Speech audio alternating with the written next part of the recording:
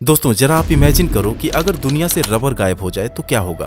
क्या कोई भी सेक्टर या इंडस्ट्री ऐसी है जो बिना रबर के चल जाए? पॉसिबल ही नहीं है। स्टोन एज में पहिए के आविष्कार को एक रिवॉल्यूशन माना जाता है जिसने लोगों की जिंदगी को काफी आसान बना दिया। लेकिन जब 18th सेंचुरी में इन्हीं पहियों पर रबर लगाया गया तो ग्रोथ की रफ्तार सैकड़ों गुना बढ़ गई और उस रफ्तार को बढ़ाने में इंडिया की टायर कंपनीज ने भी कमाल किया है। आज दुनिया की टॉप 30 टायर प्रोड्यूसर्स में अकेले इंडिया की 5 कंपनीज हैं और इस टायर बिजनेस को इंडिया में शुरू किया था मद्रास रबर फैक्ट्री यानी MRF ने। लेकिन एक गुब्बारा बेचने वाले गरीब इंसान ने कभी सपने में भी नहीं सोचा होगा कि वो एक ऐसी कंपनी का मालिक बनेगा जिसका नाम सचिन और विराट के बल्ले पर दिखने वाला है। मारुति की पहली कार मारुति 800 में उसका टायर इस्तेमाल होने वाला है। 2 व्हीलर और कार, बस, ट्रक ये सब तो छोटी चीज है। फाइटर प्लेन सुखोई का टायर भी MRF बना चुकी है। लेकिन इस कंपनी में ऐसा क्या है कि इसके एक शेयर की कीमत 1.5 लाख रुपए को भी टच कर चुकी है। तो चलिए आज की वीडियो में हम इस रबर इंडस्ट्री को डिटेल में जानते हैं। साथ ही MRF कंपनी की इंटरेस्टिंग जर्नी और उन फैक्टर्स को भी जानेंगे जिसने टायर प्रोडक्शन में इंडिया को वर्ल्ड लीडर बना दिया। दोस्तों टायर के इतिहास को जानने के लिए हमें समय में काफी पीछे जाना होगा। ये बात है साल 1845 की, जब स्कॉटलैंड के रॉबर्ट विलियम थॉमसन पहिए के ऊपर रबर लगाने का कॉन्सेप्ट लेकर आए ताकि पहिए आसानी से घूमने के साथ ही शॉक एब्जॉर्बर का भी काम करें। लेकिन प्रैक्टिकली इसका प्रोडक्शन पहली बार जॉन बॉयड डनलप ने साल 1888 में किया और उनके इस टायर का इस्तेमाल कार्ल बेंज की पहली पेट्रोल कार मोटर वैगन में की गई। और फिर साल 1905 में रोड और टायर के बीच फ्रिक्शन को कम करने और पहिए की ग्रिप को मजबूत करने के लिए टायर ट्रेड्स की शुरुआत हुई। लेकिन प्रॉब्लम ये थी कि सॉलिड रबर से बने ये टायर ज्यादा लोड नहीं उठा सकते थे। साथ ही उनकी लाइफ भी इतनी कम होती थी कि कुछ 100 मील चलने के बाद इसे बदलना पड़ता था। और इसी प्रॉब्लम को दूर करने के लिए अमेरिका की फायरस्टोन कंपनी बैलून टायर्स लेकर आई, जिसमें सॉलिड टायर के अंदर एक इन्फ्लेटेड ट्यूब का इस्तेमाल किया गया। और इस नई खोज ने टायर की लाइफ बढ़ाने के साथ ही गाड़ियों की हैंडलिंग और फ्यूल एफिशिएंसी को भी पहले से काफी बेहतर कर दिया। फिर साल 1940 में ट्यूबलेस टायर और 1949 में रेडियल टायर मार्केट में आया। धीरे धीरे समय बीतता गया और टायर्स की मटेरियल क्वालिटी और प्रोडक्शन के तरीके में काफी इंप्रूवमेंट आता गया। अब दोस्तों ये तो सबको पता है कि ये टायर रबर से बनते हैं, लेकिन रबर कैसे बनता है? MRF की स्टोरी जानने से पहले ये जानना बेहद जरूरी है। दरअसल रबर 2 तरीके से बनता है। पहला है सिंथेटिक रबर जो पेट्रोलियम का एक बाई प्रोडक्ट है और ये सस्ता होने के साथ ही इजिली अवेलेबल भी है। और दूसरा होता है नेचुरल रबर जो रबर प्लांट से बनता है, जो रबर ट्री से निकलने वाले लेटेक्स को प्रोसेस करके बनाया जाता है। और जिस देश में जितना ज्यादा रबर ट्री होगा वह देश उतना ही बड़ा नेचुरल रबर प्रोड्यूसर होगा। आज से 100 साल पहले दुनिया का 90% रबर साउथ अमेरिका का एक देश ब्राजील सप्लाई करता था और फोर्ड जैसी अमेरिकन कंपनीज ने वहां पर रबर ट्रीज के बड़े बड़े फील्ड्स खरीद रखे थे। यही वजह है कि दुनिया के रबर मार्केट पर अमेरिका का ही दबदबा था। लेकिन साल 1930 में रबर ब्लाइट नाम के एक फंगस ने ब्राजील और साउथ अमेरिका के पूरे रबर ट्री को खत्म कर दिया और आज ब्राजील से रबर का एक्सपोर्ट लगभग 0 है। दोस्तों रबर ब्लाइट एक ऐसा फंगस है जिसका कोई इलाज नहीं और ये दुनिया के किसी भी कोने में पहुंच जाए तो वहां के रबर ट्रीज को तबाह करने की पोटेंशियल रखता है। लेकिन शुक्र है कि एशियन कॉन्टिनेंट इससे अभी तक बचा हुआ है और दुनिया के 90% रबर की जरूरत को पूरा करता है, जिसमें 70% का कंट्रीब्यूशन थाईलैंड, मलेशिया और इंडोनेशिया का है और इंडिया चौथे नंबर पर आता है। और उसी दौर में जब इंडिया में रबर का बिजनेस फलना फूलना अभी शुरू हुआ था, केरल के एक रईस परिवार में KM मम्मेन मप्पिल्लई का जन्म हुआ। उनके पिता एक मलयाली न्यूज़पेपर और बैंक के मालिक थे और अक्सर हुकूमत के खिलाफ अपने अखबार के जरिए आवाज उठाते रहते थे, जिसका बुरा असर ये हुआ कि त्रावणकोर रियासत ने उनके न्यूज़पेपर, बैंक और पूरी प्रॉपर्टी को जब्त करके उन्हें जेल में डाल दिया। KM मम्मेन अपने 9 भाई बहनों और माँ के साथ रोड पर आ गए।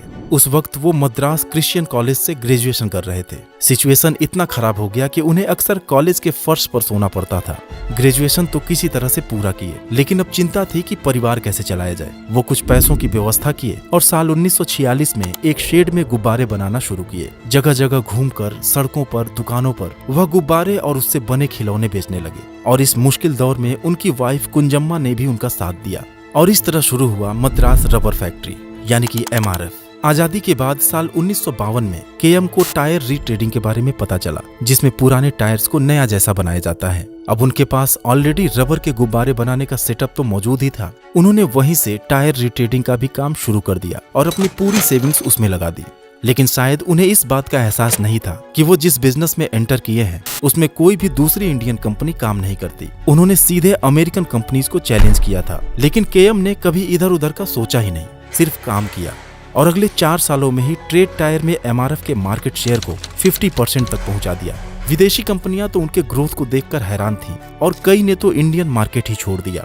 फिर साल आया 1961, जब एमआरएफ ने ट्रेड रबर के प्रोडक्शन से एक कदम और आगे बढ़कर कंप्लीट टायर बनाने का फैसला किया और अमेरिका की एक कंपनी मैन्सफील्ड के साथ टेक्निकल टाई अप में टायर बनाना शुरू कर दिया और उसी साल एमआरएफ को स्टॉक एक्सचेंज में भी लिस्ट करा दिया गया। और दोस्तों, आप भी अगर किसी कंपनी के स्टेक में निवेश करना चाहते हैं तो जरूरत होगी एक डीमैट अकाउंट की, जो आमतौर पर हम ऐसे ब्रोकर के साथ ओपन करना पसंद करेंगे जहां पर अकाउंट ओपनिंग बिल्कुल फ्री होता है। बट इस केस में हम अपने इन्वेस्टमेंट या फिर ट्रेड्स पर बहुत सारा ब्रोकरेज पे कर रहे होंगे। लेकिन अगर हम M stock by Mirae Asset के साथ अपना डीमैट अकाउंट ओपन करते हैं तो delivery, intraday, future and option, mutual funds और आईपीओ जैसे सभी सेगमेंट के अंदर जीरो ब्रोकरेज का फायदा उठा सकते हैं। और इस zero brokerage for life across all products का फायदा मिलता है सिर्फ 999 के प्लान में। और इसके अलावा एडिशनल 999 का पेमेंट करके आप लाइफ टाइम एएमसी चार्जेस से भी छुटकारा पा सकते हैं। एम स्टॉक के साथ आपको one of the lowest daily interest rates यानी सिर्फ 6.99% पर मार्जिन ट्रेडिंग फैसिलिटी भी मिलती है। साथ ही 1 click order execution, 1 click order placement और वॉइस सर्च से अपने फेवरेट स्टॉक को खोजने जैसे कई और बेहतरीन फीचर्स तो यहाँ आपको मिल ही जाते हैं। मिराई एसेट 25 ईयर्स ओल्ड एक फाइनेंस कंपनी है जो 16 कंट्रीज में अपनी बेहतरीन सर्विसेज के लिए जानी जाती है और एम स्टॉक पर 40 करोड़ से भी ज्यादा ट्रेड्स, 1100 करोड़ का एमटीएफ बुक और 8.5 लाख से ज्यादा यूजर्स इसके रिलायबिलिटी को दिखाते हैं। तो फिर देर किस बात की, एम स्टॉक के साथ अभी अपना डीमैट अकाउंट ओपन करिए और अपने ट्रेडिंग एंड इन्वेस्टमेंट जर्नी की शुरुआत करिए। अधिक जानकारी आपको डिस्क्रिप्शन में दिए लिंक से मिल जाएगा। चलिए कहानी पर वापस लौटते हैं। दोस्तों, केएम मैमेन को अब समझ आने लगा कि टायर ट्रेडिंग और टायर मैन्युफैक्चरिंग दो बिल्कुल अलग चीजें हैं। मैन्सफील्ड को अमेरिका की शानदार सड़कों के हिसाब से टायर बनाने का एक्सपीरियंस था, जो 60s के दशक में इंडियन रोड्स के लिए बिल्कुल सूटेबल नहीं था। एमआरएफ की टीम ने मिलकर भारत की सड़कों के हिसाब से टायर बनाना शुरू किया, लेकिन पूरी इंडस्ट्री पर डनलप, फायरस्टोन और गुडईयर जैसे इंटरनेशनल ब्रांड्स का ही दबदबा था। मैमेन शुरुआती दिक्कतों से घबराए नहीं, बल्कि अपने प्रोडक्ट को दिन ब दिन बेहतर करने के साथ ही उसकी मार्केटिंग पर भी खूब ध्यान देने लगे। साल 1964 में एमआरएफ ने इंडियन एड इंडस्ट्री के एक फेमस पर्सनैलिटी एलिक पदमसी को हायर किया, जिन्होंने मसल मैन के जरिए एमआरएफ को लोगों के बीच खूब पॉपुलर बना दिया। आपको बता दूं कि एलिक पदमसी ने लिटिल साबुन, हमारा बजाज, सर्फ और Charlie Chaplin for cherry blossom जैसे सैकड़ों आइकॉनिक एड दिए हैं। कंपटीशन काफी टफ था और मिशलिन जैसे कुछ ब्रांड ने तो एमआरएफ को एक्वायर करके उन्हें रास्ते से हटाने की कोशिश भी की, लेकिन एमआरएफ पूरी मजबूती से टिका रहा और अपनी क्वालिटी को मेंटेन रखते हुए टायर के दाम को अपने कॉम्पिटिटर से हमेशा कम रखा। अब चूंकि केरला में रबर ट्री की कोई कमी नहीं थी और लेबर कॉस्ट भी काफी कम था, इसलिए एमआरएफ का प्रोडक्शन तेजी से बढ़ने लगा। लेकिन प्रॉब्लम ये थी कि वो अपने टायर को बेचें कहाँ।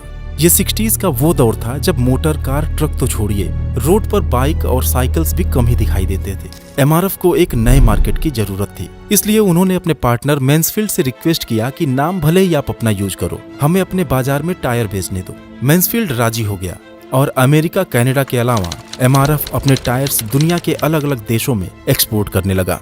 और फिर साल 1967 में एमआरएफ अमेरिका को टायर एक्सपोर्ट करने वाली इंडिया की पहली कंपनी बनी। वो अमेरिका जिसने टायर को पैदा किया और जहां की कंपनीज का बोलबाला पूरी दुनिया में था, उनके घर में घुसकर इंडियन टायर्स को बेचना हमारे लिए प्राउड की बात थी। साल 1979 में मैन्सफील्ड के साथ एमआरएफ का ज्वाइंट वेंचर खत्म हो गया, लेकिन एक साल पहले 1978 में ही उन्होंने अमेरिका की बीएफ गुडरीच के साथ टेक्निकल टाई अप कर लिया था। दोस्तों, एमआरएफ की एक बड़ी अच्छी बात ये रही कि जब भी उन्हें लगा कि कहीं से कुछ सीखा जा सकता है तो वहां जाकर कोलैबोरेट कर लिए। और फिर एमआरएफ की स्ट्रेंथ जब सामने वाले की स्ट्रेंथ से मिलती थी तो दोनों को फायदा होता था। जैसे कि रीट्रेडिंग बिजनेस को और इम्प्रूव करने के लिए उन्होंने इटली की मारंगोनी टीआरएस एसपीए के साथ भी एक ज्वाइंट वेंचर किया था। फिर साल आया 1973, जब पहली बार एमआरएफ ने नाइलॉन टायर्स का इन्वेंशन किया, जो मजबूत होने के साथ ही काफी ड्यूरेबल और सस्ता था। देश धीरे धीरे तरक्की की राह पर था और कई विदेशी कार और बाइक कंपनीज इंडिया में आने लगी थी। और जब 1988 में मारुति 800 कार को लॉन्च किया गया तो उसमें भी एमआरएफ के ही टायर्स लगाए गए। उसके बाद एक मार्केटिंग मास्टर स्ट्रोक ने एमआरएफ को इंडिया के घर घर तक पहुंचा दिया, जब उन्होंने सचिन के बल्ले पर अपना नाम चिपका दिया। और सचिन गए तो विराट कोहली, लेकिन सचिन और विराट ही क्यों? क्योंकि उन्हें दिखाना था कि एमआरएफ इज द बेस्ट। और इस तरह एक बेहतरीन एडवर्टाइजिंग ने एमआरएफ को एक ब्रांड बना दिया। अभी तक एमआरएफ बस, ट्रक्स और जेसीबी के बड़े टायर्स ही बनाती थी, लेकिन 90s में जब बजाज, टीवीएस और हीरो होंडा के बाइक्स धूम मचाने लगे तो उन्होंने 2 व्हीलर्स के भी टायर्स बनाना शुरू कर दिया। आज एमआरएफ का टाटा, महिंद्रा, यामाहा और जनरल मोटर्स जैसे बड़े बड़े ब्रांड्स के साथ टाई अप है। और यही नहीं, साल 2008 में तो उन्होंने सुखोई 30 का भी टायर बनाया था। मतलब ट्रक, बस से लेकर कार, बाइक और एरोप्लेन्स के पहियों की पूरी रेंज इनके पास है। अब देखा जाए तो टायर का बिजनेस एक सेफ बिजनेस है। गाड़ियां चाहे डीजल, पेट्रोल, हाइड्रोजन या बैटरी किसी से भी चलेंगी तो पहिए पर ही। लेकिन फिर भी एमआरएफ ने अपने बिजनेस को और भी सेक्टर्स में डाइवर्सिफाई किया। वो हैस्ब्रो इंटरनेशनल के साथ टॉयज बनाते हैं, ऑस्ट्रेलिया की एक कंपनी के साथ मिलकर इंडस्ट्रियल पेंट बनाते हैं और साथ ही इटली की एक कंपनी के साथ मिलकर कन्वेयर बेल्ट भी बनाते हैं। अब दोस्तों, इतना सब कुछ जानने के बाद उस रहस्य को भी जान लेते हैं कि आखिर एमआरएफ का शेयर इतना महंगा कैसे हो गया। एक समय तो एमआरएफ के एक शेयर का दाम 1.5 लाख रुपए से भी ऊपर चला गया था। दरअसल होता यह है कि जैसे जैसे कंपनी का प्रॉफिट बढ़ता है, उसके शेयर का दाम भी बढ़ता जाता है। लेकिन जब ये दाम बहुत ही ज्यादा हो जाता है तो कंपनी अपने शेयर को स्प्लिट कर देती है। मान लीजिए 100 रुपीज के 1000 शेयर्स मार्केट में है तो उसकी मार्केट वैल्यू 1 लाख रुपीज होगी। अगर यही 1000 शेयर्स 50 रुपीज के 2000 शेयर्स में कन्वर्ट कर दिए जाएं, तो भी उसकी मार्केट वैल्यू 1 लाख रुपीज ही होगी। लेकिन शेयर प्राइस कम होने से लोग इसे आसानी से बाई और सेल कर सकते हैं। लेकिन इसके अपोजिट एमआरएफ ने 1970 और 75 में सिर्फ 2 बार अपने शेयर्स स्प्लिट किए और उसके बाद पिछले 50 सालों से उनके शेयर्स के दाम बढ़ते ही गए। एक्चुअली एमआरएफ लिक्विडिटी को कम रखते हुए लॉयल इन्वेस्टर्स को अपने साथ रखना चाहता है। वैसे भी शेयर स्प्लिट करने का कोई फाइनेंशियल बेनिफिट तो है नहीं, बल्कि सट्टेबाज महंगे शेयरों से दूर ही रहते हैं। लेकिन एमआरएफ ऐसा करने वाली इकलौती कंपनी नहीं है। वॉरेन बफेट की कंपनी बर्कशायर हैथवे भी अपने शेयर्स स्प्लिट नहीं करती और उसके एक शेयर की कीमत जानते हैं कितनी है? 5 करोड़ रुपए।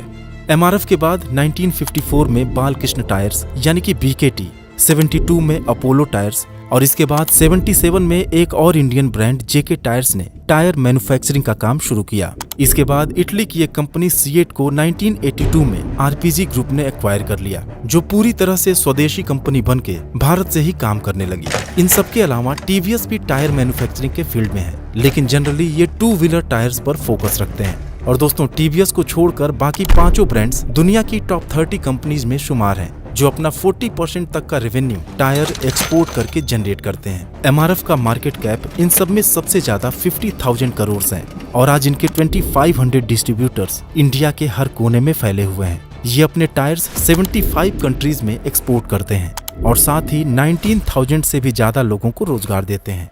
तो दोस्तों, उम्मीद है कि आज की वीडियो में भी आपको कुछ नई जानकारी मिली होगी। Investments in securities markets are subject to market risks. Read all the related documents carefully before investing. Thanks for watching.